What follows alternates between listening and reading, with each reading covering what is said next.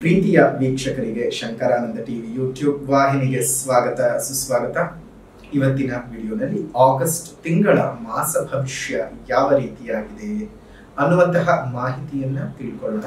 ಅದಕ್ಕಿಂತ ಮುಂಚಿತವಾಗಿ ಯಾರಾದರೂ ಶಂಕರಾನಂದ ಟಿವಿ ಯೂಟ್ಯೂಬ್ ವಾಹಿನಿಯನ್ನ ಸಬ್ಸ್ಕ್ರೈಬ್ ಮಾಡ್ಕೊಂಡಿಲ್ಲ ಅಂದ್ರೆ ಸಬ್ಸ್ಕ್ರೈಬ್ ಮಾಡ್ಕೊಳ್ಳಿ. ಪಕ್ಕದಲ್ಲೇ ಇರುವಂತಹ ಬೆಲ್ ಐಕಾನ್ ಒತ್ತಿ ಅದರಿಂದ ನೆಕ್ಸ್ಟ್ ಅಪ್ಲೋಡ್ ಮಾಡುವಂತಹ ವಿಡಿಯೋಗಳು ನಿಮಗೆ ನೋಟಿಫಿಕೇಶನ್ ಮುಖಾಂತರ ಬಂದು ತಲುಪತ್ತೆ. ಹೊಸ ಹೊಸ ಮಾಹಿತಿಗಳನ್ನ ತಿಳ್ಕೊಳ್ಳೋದಕ್ಕೆ ಸಾಧ್ಯವಾಗುತ್ತೆ. ನೋಡಿ, ಈಗ ಆಗಸ್ಟ್ ಅಂತ ಬರ್ತಾ ಇದ್ದ ಹಾಗೆಯೇ ಒಂದು ಒಳ್ಳೆಯ ಮಾಸ ಪ್ರಾರಂಭ ಆಗಸ್ಟ್ ನಲ್ಲಿ, ಅದರಲ್ಲೂ 5ನೇ ತಾರೀಕಿನಿಂದ ಶ್ರಾವಣ ಮಾಸ, ಶುಭ ಶ್ರಾವಣ ಮಾಸ ಪ್ರಾರಂಭ. ಈ ಶ್ರಾವಣ ಮಾಸದ ವಿಶೇಷತೆಗಳೇನು? ಶ್ರಾವಣ ಮಾಸದಲ್ಲಿ ನಾವು ಇದೇ ಶ್ರಾವಣ ಮಾಸದಲ್ಲಿ ನಾವು ಯಾವ ವ್ರತಗಳನ್ನ, ಯಾವ ಪೂಜೆಗಳನ್ನ ಮಾಡಬೇಕು, ಯಾರು ಯಾವ ಪೂಜೆಗಳನ್ನ ಮಾಡೋದ್ರಿಂದ ಅನುಕೂಲತೆ ಇದೆ, ಅನಾನುಕೂಲತೆಗಳಿಂದ ನಾವು ದೂರ ಆಗಬಹುದು ಅನ್ನೋ ವಿಚಾರಗಳನ್ನು ಸಹ ನಾವು ಈ ವಿಡಿಯೋನಲ್ಲಿ ತಿಳ್ಕೊಳ್ಳೋಣ. ಪ್ರಥಮವಾಗಿ ಮಾಸ ವಿಶೇಷತೆಯನ್ನ ತಿಳ್ಕೊಳ್ಳೋಣ. ನೋಡಿ, ಶ್ರಾವಣ ಮಾಸ ಅಂತ ಹೇಳ್ತಾ ಇದ್ದ ಹಾಗೆಯೇ ನಮ್ಗಲ್ಲಿ ಶ್ರಾವಣ ಮಾಸದ ಮಂಗಳವಾರ, ಶ್ರಾವಣ ಮಾಸದ ಶುಕ್ರವಾರ, ಶ್ರಾವಣ ಮಾಸದ ಶನಿವಾರ ಎಲ್ಲವೂ ಸಹ ಪ್ರಮುಖವಾಗಿ ಇರುವಂತಹದ್ದು. ಎಷ್ಟೋ ಜನ ಗೊತ್ತಿಲ್ಲ, ಈ ಶ್ರಾವಣ ಮಾಸ ಅಂತ ಹೇಳ್ತಾ ಇದ್ದ ಹಾಗೆಯೇ ಇದು ಕೇವಲ ವಿಷ್ಣು ದೇವರನ್ನ ಅಥವಾ ದೇವಿಯರನ್ನ ಪೂಜೆ ಮಾಡತಕ್ಕಂಥ ಮಾಸವಲ್ಲ. ಸಾಕ್ಷಾತ್ ಪರಮೇಶ್ವರನಿಗೆ ಬಹಳ ಪ್ರಿಯವಾದಂತಹ ಮಾಸ ಶ್ರಾವಣ ಮಾಸ. ಗೌರಿ ಸಮೇತ ಭೂಮಿಯಲ್ಲಿ ನೆಲೆಸ್ತಾನೆ ಪರಮೇಶ್ವರನು. ಹಾಗಾಗಿಯೇ ಮಂಗಳ ಗೌರಿ ವ್ರತವನ್ನ ಇದೇ ಶ್ರಾವಣ ಮಾಸದ ಮಂಗಳವಾರದಂದು ವಿವಾಹಿತ ಸ್ತ್ರೀಯರು, ನವದಂಪತಿಗಳು ಮಾಡ್ತಕ್ಕಂಥದ್ದು. ತಮ್ಮ ಮಾಂಗಲ್ಯ ವೃದ್ಧಿಗಾಗಿ, ಮಾಂಗಲ್ಯ ಭಾಗ್ಯ ಚೆನ್ನಾಗಿ ಇರಲಿ, ಮನೆಯಲ್ಲಿ ಯಾವುದೇ ರೀತಿಯ ತೊಂದರೆ ತಾಪತ್ರೆಗಳು ಕಾಡದೇ ಇರಲಿ, ಗಂಡ ಹೆಂಡತಿಯ ಜೊತೆಗೆ ಅನ್ಯೋನ್ಯವಾದಂತಹ ಬಾಂಧವ್ಯ ಇರಲಿ, ಎಲ್ಲ ರೀತಿಯಾಗಿಯೂ ಕುಟುಂಬದಲ್ಲಿ ಸುಖ ಸೌಖ್ಯಗಳು ವೃದ್ಧಿಯಾಗಲಿ ಅಂತ ಹೇಳಿ ಈ ಒಂದು ಮಂಗಳ ಗೌರಿ ವ್ರತವನ್ನ ಮಾಡುವುದುಂಟು. ಯಾರಾದ್ರೂ ಮಂಗಳ ಗೌರಿ ವ್ರತವನ್ನ ಮಾಡ್ತೀರಾ ಅಂತಂದ್ರೆ ಈ 4 ಮಂಗಳವಾರಗಳು ಅತ್ಯಂತ ಶ್ರೇಷ್ಠವಾದದ್ದು. ಮೊದಲನೇದಾಗಿ ನೀವು ಮಾಡಬೇಕಾಗಿರ್ತಕ್ಕಂತಹ ಮಂಗಳ ಗೌರಿ ವ್ರತ ಅಂತ ಬಂದ ತಕ್ಷಣವೇ ಮೊದಲನೇದಾಗಿ 6ನೇ ತಾರೀಕು 8ನೇ ತಿಂಗಳು 2024 ಮಂಗಳವಾರದಂದು ನೀವು ಮಂಗಳ ಗೌರಿ ವ್ರತವನ್ನು, ಅದೇ ರೀತಿಯಾಗಿ 2ನೇದಾಗಿ 13ನೇ ತಾರೀಕು 8ನೇ ತಿಂಗಳು 2024 ಮಂಗಳ ಗೌರಿ ವ್ರತವನ್ನ ನೀವು ಮಾಡಬಹುದು.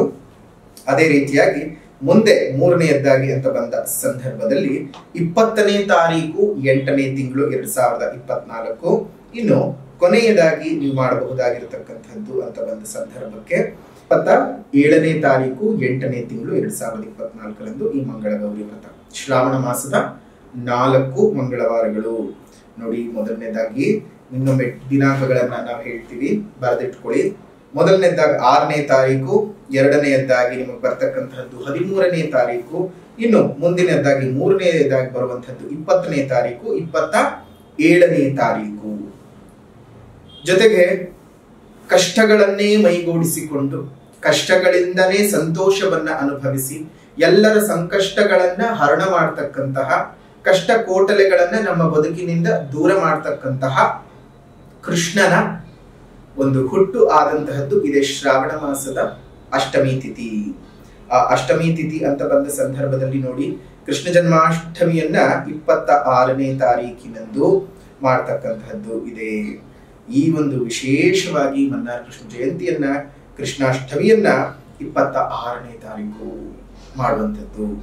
ಇನ್ನು ಶ್ರಾವಣ ಮಾಸ ಅಂತ ಹೇಳ್ತಾ ಇದ್ದ ಶ್ರಾವಣ ಮಾಸದ ಮಂಗಳವಾರಗಳು ಮಂಗಳಗೌರಿ ಪೂಜೆ ಅಂತ ಹೇಗೆ ಮಾಡ್ತೀವೋ ಅದೇ ರೀತಿಯಾಗಿ ಮನೆಯಲ್ಲಿ ಅಷ್ಟಲಕ್ಷ್ಮಿಯರು ನೆಲೆಸಿರಬೇಕು, ಆರ್ಥಿಕವಾಗಿ ಸಫಲರಾಗಬೇಕು, ಲಕ್ಷ್ಮಿಯ ಮಹಾ ಸಾನ್ನಿಧ್ಯ ನಮ್ಮ ಮನೆಯಲ್ಲಿ ಯಾವಾಗ್ಲೂ ಇರಬೇಕು, ಲಕ್ಷ್ಮೀ ದೇವಿಗೆ ಯಾವುದೇ ರೀತಿಯ ಒಂದಿಷ್ಟು ತೊಂದರೆ ತಾಪತ್ರೆಗಳು ಆಗದ ಹಾಗೆ ನಮ್ಮ ಮನೆಯಲ್ಲಿ ಇಟ್ಟುಕೊಂಡು ಆ ಒಂದು ಸುಖವನ್ನ ನಾವು ಅನುಭವಿಸಬೇಕು.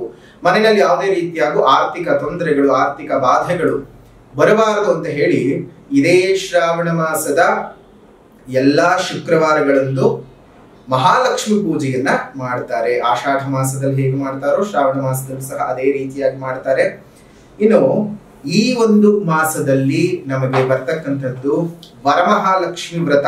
ಹುಣ್ಣಿಮೆಗೂ ಮುಂಚೆ ಬರ್ತಕ್ಕಂತಹ ಶುಕ್ರವಾರದಂದು ವರಮಹಾಲಕ್ಷ್ಮಿ ವ್ರತ 16ನೇ ತಾರೀಕು.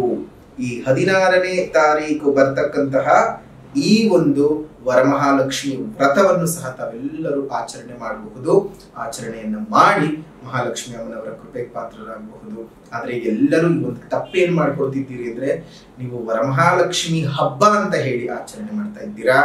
ಆದ್ರೆ ಅದು ಹಬ್ಬವಲ್ಲ, ವ್ರತಾಚರಣೆಯ ನಿಯಮಗಳೇ ಬೇರೆ ಇದ್ದಾವೆ. ಆ ನಿಯಮವನ್ನ ನೀವೆಲ್ಲರೂ ಸಹ ಫಾಲೋ ಮಾಡಬೇಕು.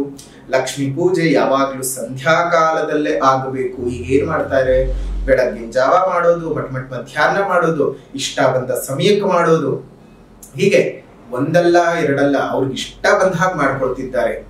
ಏನೇನೋ ತರಾವರಿ ಗೊಂಬೆಗಳನ್ನೆಲ್ಲ ಅದೇನೋ ದಾರ ಎಲ್ಲ ಕಟ್ಕೊಂಡು ತುಂಬಾನೇ ಅದೆಲ್ಲ ದೈವತ್ವಕ್ಕೆ ನಿಮಗೆ ಅಲಂಕಾರವೇ ಬೇರೆ, ದೈವತ್ವವೇ ಬೇರೆ.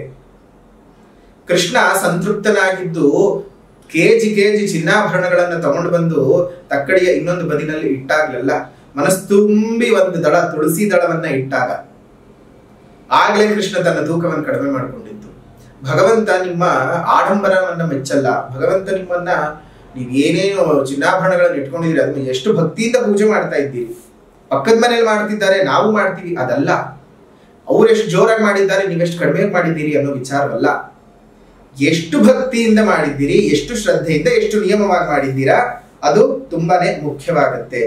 ಇದೇ ಒಂದು ಮಹಾಲಕ್ಷ್ಮಿ ವ್ರತವನ್ನ ನೀವು 16ನೇ ತಾರೀಕಿನಂದು ನೀವು ಮಾಡ್ಕೊಳ್ಳಿ. ಬಹಳ ಅನುಕೂಲತೆಗಳನ್ನ ನೀವು ಸೃಷ್ಟಿ ಮಾಡ್ಕೊಳ್ಬಹುದು. ಕೆಲವೊಬ್ರು ಏನ್ ಮಾಡ್ತಾರೆ, 16, 7 ಕೇತು ಸಂಖ್ಯೆ, ಅವತ್ ಮಾಡಬಾರ್ದು, ಇವತ್ ಮಾಡಬಾರ್ದು, ಸಂಖ್ಯೆದು ಮತ್ತೊಂದು ಮಗು ಏನೇನೋ ಹೇಳ್ತಾರೆ. ನೋಡಿ, ಪೂರ್ವಿಕರು ಏನ್ ಹೇಳಿದ್ದಾರೋ ಅದನ್ನ ಅದೇ ರೀತಿಯಾಗಿ ಫಾಲೋ ಮಾಡಬೇಕು. ಹುಣ್ಣಿಮೆಗೂ ಹಿಂದೆ ಬರುವಂತಹ ಶುಕ್ರವಾರದ ದಿವಸವೇ ಮಾಡಬೇಕು. ಕಾರಣ ಶುಕ್ರಗ್ರಹದ ತತ್ವ, ಶುಕ್ರಗ್ರಹದ ಕಿರಣಗಳು ನೇರವಾಗಿ ಭೂಮಿಯನ್ನ ಬಹು ಸಮೀಪಿಸ್ತಾ ಇರುತ್ತೆ. ಹಾಗಾಗಿ ಅವತ್ತು ನೀವು ಮಾಡೋದ್ರಿಂದ ತುಂಬಾ ಒಳ್ಳೆಯ ಫಲಗಳನ್ನ ನೀವು ಅನುಭವಿಸಬಹುದು. ಹಾಗಾಗಿ 16ನೇ ತಾರೀಕಿನಂದು ನೀವು ವರಮಹಾಲಕ್ಷ್ಮಿ ವ್ರತವನ್ನ ಮಾಡಿಕೊಳ್ಳೋದು ಮರಿಬಾರದು. ಇನ್ನು ಶನಿವಾರಗಳು, ಶ್ರಾವಣ ಶನಿವಾರ ಅಂತ ಹೇಳ್ತಾ ಇದ್ದಾಗ ಎಲ್ಲ ತಿಮ್ಮಪ್ಪನ ದೇವಸ್ಥಾನಗಳು ಪೂರ್ತಿ ಆಗೋಗ್ಬಿಟ್ಟಿರುತ್ತೆ. ಗಲ್ಲಿನಲ್ಲಿರುವಂತಹ ತಿಮ್ಮಪ್ಪನ ಗುಡಿನೂ ಸಹ ಬಿಡಲ್ಲ, ಎಲ್ಲ ಕಡೆ ಹೋಗಿ ಬರ್ತಿರ್ತೀರಿ. ನೋಡಿ, ಇಷ್ಟು ಮಾತ್ರ ಅಲ್ಲ, ಕೇವಲ ವಿಷ್ಣು ದೇವರನ್ನ ಪೂಜೆ ಮಾಡೋದು ಮಾತ್ರ ಅಲ್ಲ, ಇದೇ ಮಾಸದಲ್ಲಿ ನೀವು ಮಾಡಬೇಕಾಗಿರ್ತಕ್ಕಂತಹದ್ದು ಈಶ್ವರನ ಪೂಜೆಯೂ ಹೌದು. ಎಷ್ಟೊಂದು ಜನ ಅದನ್ನೇ ಮರ್ತು ಹೋಗ್ತಾರೆ. ಈಶ್ವರನಿಗೆ ಸಂಪೂರ್ಣವಾಗಿ ತುಂಬಾ ಪ್ರಿಯಕರವಾದಂತಹ ಮಾಸ ಯಾವ್ದಪ್ಪ ಅಂತ ಹೇಳಿದ್ರೆ ಶ್ರಾವಣ ಮಾಸ, ಕಾರ್ತೀಕ ಮಾಸ. ಆ ಎರಡೂ ಮಾಸಗಳು ಅವನಿಗೆ ಬಹಳ ಪ್ರೀತವಾಗಿರ್ತಕ್ಕಂಥದ್ದು. ಆದ್ರೆ ಎಲ್ಲರೂ ಕಾರ್ತೀಕ ಮಾಸಕ್ಕೆ ಮಾತ್ರ ಹೋಗ್ತಾರೆ. ಅಯ್ಯೋ, ಈಶ್ವರ ಬರೀ ಕಾರ್ತೀಕಕ್ಕೆ ಮಾತ್ರ ಸೀಮಿತ ಅಲ್ಲಲ್ಲ. ಆ ಗೌರಿ ಸಮೇತ ಭೂಮಿಯಲ್ಲಿ ನೆಲೆಸ್ತಕ್ಕಂಥದ್ದು ಈ ಮಾಸ ಪೂರ್ತ ನೆಲೆಸಿರ್ತಾನೆ. ಈಶ್ವರನನ್ನ, ಪರಮೇಶ್ವರನ ಒಲಿಸ್ಕೊಳ್ಳೋಕೆ ಇದು ತುಂಬಾ ಸಕಾಲ. ಲಕ್ಷ್ಮೀ ದೇವಿಯನ್ನು ಸಹ ನೀವು ಒಲಿಸ್ಕೊಳ್ಬಹುದು, ಗೌರಿಯನ್ನು ಒಲಿಸ್ಕೊಳ್ಬಹುದು. ಎಷ್ಟು ಶುಭಕರವಾಗಿರ್ತಕ್ಕಂಥ ಮಾಸ ಅಲ್ವಾ? ಅದೇ ರೀತಿಯಾಗಿ ಶ್ರಾವಣ ಮಾಸ ನಮಗೆ ಶುರುವಾಗ್ತಕ್ಕಂತಹದ್ದೇ ಈ ಒಂದು ಜ್ಯೋತಿರ್ಭೀಮೇಶ್ವರ ವ್ರತದಿಂದ. ನೋಡಿ, ಅಲ್ಲಿಂದ ಪೂಜೆ ಪುನಸ್ಕಾರಗಳು ತುಂಬಾ ಪ್ರಾರಂಭ, ವ್ರತಾದಿಗಳು ಪ್ರಾರಂಭ. ನಮ್ಗೆ ನೋಡಿ, ಶ್ರಾವಣ ಮಾಸ ಎಷ್ಟು ಚೆನ್ನಾಗಿ ಒಂದಾದ ಮೇಲೆ ಒಂದು ಪಾಠಗಳನ್ನ ಹೇಳ್ಕೊಡ್ತಾ ಬರುತ್ತೆ ಅಂತಂದ್ರೆ, ಮೊದಲನೆಯದ್ದಾಗಿ ವಿವಾಹಕ್ಕೆ ಸಂಬಂಧಪಟ್ಟಂತಹ ತೊಂದರೆಗಳೇನಾದ್ರೂ ಇದ್ರೆ ಈ ಜ್ಯೋತಿರ್ಭೀಮೇಶ್ವರ ವ್ರತದಿಂದ ನಿವಾರಣೆ ಮಾಡಿಕೊಳ್ಳಬಹುದು. ಅದೇ ರೀತಿಯಾಗಿ ಗಂಡ ಹೆಂಡತಿ ಸಮಸ್ಯೆಗಳಿದ್ರೆ ಮಂಗಳಗೌರಿ ವ್ರತದಿಂದ ನಿವಾರಣೆ ಮಾಡಿಕೊಳ್ಳಬಹುದು. ಹಣಕಾಸಿನ ಸಮಸ್ಯೆ ಇದ್ರೆ ವರಮಹಾಲಕ್ಷ್ಮಿಯ ಪೂಜೆಯಿಂದ ನಿವಾರಣೆ ಮಾಡಿಕೊಳ್ಳಬಹುದು. ನಾಗ ಸಂಬಂಧಪಟ್ಟಂತಹ ದೋಷಗಳೇನಾದ್ರೂ ಇದ್ರೆ ನಾಗರ ಪಂಚಮಿ ಇದೇ ಮಾಸದಲ್ಲಿ ಬರ್ತಕ್ಕಂಥದ್ದು, ನಾಗ ಚೌತಿ ಮತ್ತು ನಾಗ ಪಂಚಮಿಗಳು. ಈ ಮಾಸದಲ್ಲಿ ನಿಮ್ಗೆ ಇಂಥ ಸಮಸ್ಯೆ ಪರಿಹಾರ ಸಿಕ್ಕೋದಿಲ್ಲ ಅನ್ನೋ ಹಾಗಿಲ್ಲ. 12 ರಾಶಿಯವರು ಸಹ ಇದನ್ನು ಸರಿಯಾಗಿ ಉಪಯೋಗ ಮಾಡಿಕೊಂಡು ಜೀವನವನ್ನ ಮುಂದುವರಿಸಿಕೊಂಡು ಹೋಗಿ ತಮ್ಮೆಲ್ಲರಿಗೂ ಸಹ ಸುಖವಾಗ್ಲಿ, ಸೌಖ್ಯ ಉಂಟಾಗ್ಲಿ, ಜೀವನದಲ್ಲಿ ಎಲ್ಲ ರೀತಿಯಾದಂತಹ ಏಳಿಗೆಗಳು ಸಹ ಬರಲಿ.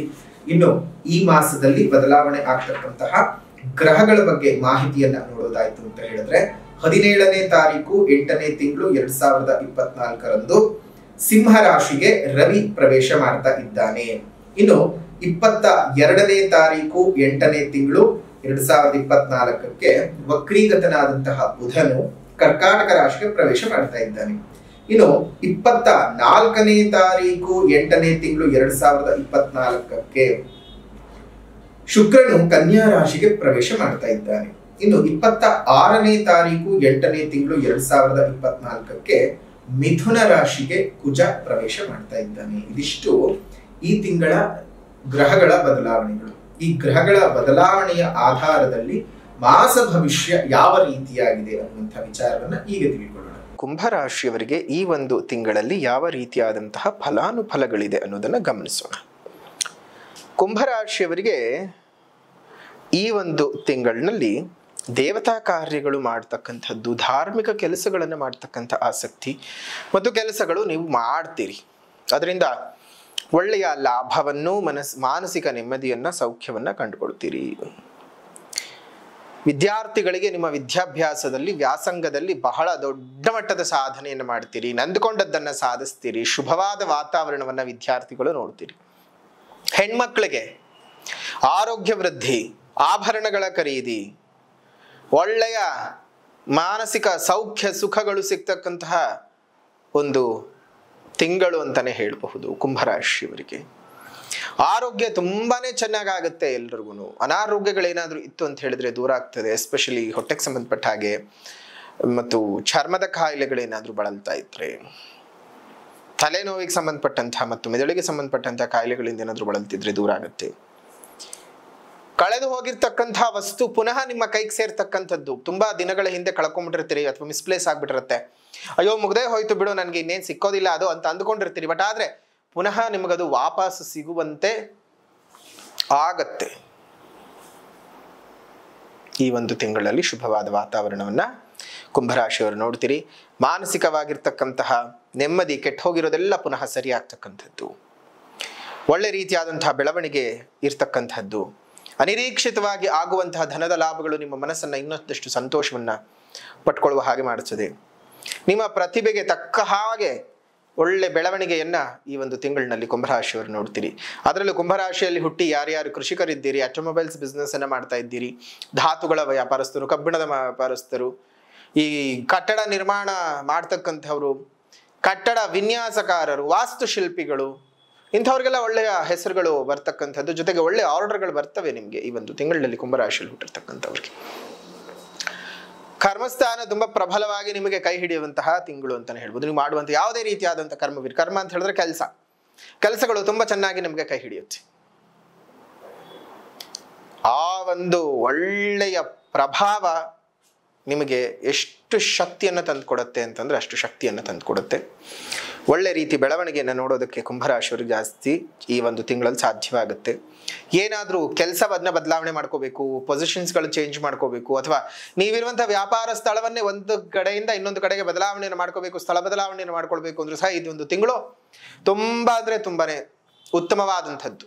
ಇನ್ನು ಕುಂಭರಾಶಿಯವರಿಗೆ ಸ್ವಲ್ಪ ಶುಭವಾಗಿರ್ತಕ್ಕಂತಹ ಅದೃಷ್ಟವನ್ನ ತಂದುಕೊಡ್ತಕ್ಕಂತಹ ದಿನಗಳು ಈ ತಿಂಗಳಲ್ಲಿ ಯಾವ್ದ್ಯಾವ್ದಪ್ಪ ಅಂತ ಹೇಳಿದ್ರೆ 1, 5, 6, 9, 1, 5, 6, 9, 17, 23, 31 ಈ ದಿನಗಳು ಸ್ವಲ್ಪ ಶುಭವನ್ನ ತಂದುಕೊಡುತ್ತೆ. ಕುಂಭರಾಶಿಯವರಿಗೆ ಇರುವಂತಹ ಶುಭದಲ್ಲಿ ಇನ್ನೊಂದಷ್ಟು ಶುಭವರ್ಧನೆ ಆಗುತ್ತೆ. ಅಷ್ಟೆಲ್ಲ ಒಂದು ಲಾಭಗಳನ್ನ ಈ ಒಂದು ತಿಂಗಳಿನಲ್ಲಿ ನೀವು ಮಾಡೋದಕ್ಕೆ ಸಾಧ್ಯ ಇದೆ. ಹಾಗಾಗಿ ಒಳ್ಳೆಯ ಬೆಳವಣಿಗೆಯನ್ನ ನೀವು ನೋಡಿ. ಇಷ್ಟೆಲ್ಲ ಶುಭವಾದಂತಹ ಒಂದು ಮಾಸಗಳು ನಿಮ್ಮ ಬದುಕಿನಲ್ಲಿ ಈ ಒಂದು ತಿಂಗಳಿನಲ್ಲಿ ಇರ್ತಕ್ಕಂಥದ್ದು. ಶುಭವಾಗಲಿ ನಿಮ್ಮೆಲ್ಲರ ಜೀವನಕ್ಕೂ. ಇನ್ನು ಪರಿಹಾರದ ಕ್ರಮ ಅಂತ ಬಂದ ಸಂದರ್ಭದಲ್ಲಿ ಸಾಮಾಜಿಕವಾದ ಪರಿಹಾರ ಗಿಡಗಳನ್ನು ನೆಟ್ಟು ಪೋಷಣೆ ಮಾಡಿ, ಸುತ್ತಮುತ್ತಲ ಇರುವಂತಹ ಉದ್ಯಾನವನಗಳಿಗೆ ಒಂದೊಂದು ಹಣ್ಣಿನ ಗಿಡಗಳನ್ನು ಕೊಟ್ಟು ಪೋಷಣೆ ಮಾಡಿಸಿ, ನಿಮ್ಮ ಮನೆ ಮುಂದೆ ಮತ್ತು ಮೇಲ್ಭಾಗದಲ್ಲಿ ಸಣ್ಣ ಸಣ್ಣ ಕುಂಡಗಳಲ್ಲಿ ನೀರನ್ನು ಇಡ್ತಾ ಬನ್ನಿ. ಅದರಿಂದ ಎಷ್ಟೋ ಪ್ರಾಣಿಗಳಿಗೆ, ಪಕ್ಷಿಗಳಿಗೆ, ಕೀಟಗಳಿಗೆ ನೀರಿನ ಆಸರ ಸಿಕ್ಕಿದಾಗ ಆಗುತ್ತೆ, ಅವುಗಳು ಸಹ ಬದುಕಿದಾಗ ಆಗುತ್ತೆ. ಅವುಗಳ ಪ್ರಾಣವನ್ನು ಉಳಿಸಿದ್ದಕ್ಕಾಗಿ ದೇವರೇ ನಿಮ್ಮನ್ನ ಮೆಚ್ಚಿಕೊಂಡು ಹರಸಿ ಹಾರೈಸ್ತಾನೆ, ದೇವರೇ ನಿಮಗೆ ಆಶೀರ್ವಾದಗಳನ್ನು ಮಾಡ್ತಾನೆ. ಶುಭವಾದ ವಾತಾವರಣವನ್ನು ನೋಡ್ತೀರಾ. ಶುಭವಾಗಲಿ, ನಿಮ್ಮೆಲ್ಲರ ಜೀವನವೂ ಸಹ ಸೌಖ್ಯದಾಯಕವಾಗಿರಲಿ, ಚೆನ್ನಾಗಿರಲಿ ಅಂತ ಹೇಳ್ತಾ ಈ ಒಂದು ಕುಂಭರಾಶಿಯವರು ಈ ಒಂದು ತಿಂಗಳು ಮಾಡ್ಕೊಳ್ಬೇಕಾಗಿರ್ತಕ್ಕಂತಹ ಪರಿಹಾರನಾದರೂ ಏನಪ್ಪಾ ಅಂತ ಹೇಳಿದ್ರೆ, ರಾಜಶ್ಯಾಮಲಾದೇವಿಯ ಪೂಜೆ, ರಾಜಶ್ಯಾಮಲಾದೇವಿಯ ಆರಾಧನೆಯನ್ನು ಮಾಡಿ. ರಾಜಶ್ಯಾಮಲಾದೇವಿಯ ಪೂಜೆ, ರಾಜಶ್ಯಾಮಲಾದೇವಿಯ ಆರಾಧನೆಯನ್ನು ಮಾಡೋದ್ರಿಂದ ಹೆಚ್ಚಿನ ಶುಭ ಫಲಗಳನ್ನು ಪಡ್ಕೊಳ್ಬಹುದು. ಒಳ್ಳೆಯದಾಗಲಿ, ಶುಭವಾಗಲಿ, ನಿಮ್ಮ ಜೀವನ ಸೌಖ್ಯದಾಯಕವಾಗಿರಲಿ. ಕುಂಭರಾಶಿಯವರ ಆಗಸ್ಟ್ ತಿಂಗಳ ಮಾಸ ಭವಿಷ್ಯ ಇದಾಗಿತ್ತು. ವಿಡಿಯೋ ಇಲ್ಲಿಗೆ ಮುಕ್ತಾಯ ಮಾಡೋಣ. ವಿಡಿಯೋ ಇಷ್ಟ ಆಗಿದ್ರೆ ಲೈಕ್ ಮಾಡಿ, ಶೇರ್ ಮಾಡಿ, ಕಮೆಂಟ್ ಮಾಡಿ. ಪುನಃ ಮತ್ತೊಂದು ವಿಡಿಯೋನಲ್ಲಿ ಭೇಟಿ ಮಾಡ್ತೇನೆ. ಅಲ್ಲಿವರೆಗೂ ನಮಸ್ಕಾರ. ಲೋಕಾ ಸಮಸ್ತ ಸುಖಿನೋ ಭವಂತು, ಸಕಲ ಸನ್ಮಂಗಳಾನಿ ಭವಂತು, ಸರ್ವೇ ಜನಾಃ ಸುಖಿನೋ ಭವಂತು, ಸಮಸ್ತ ಸನ್ಮಂಗಳಾನಿ ಭವಂತು.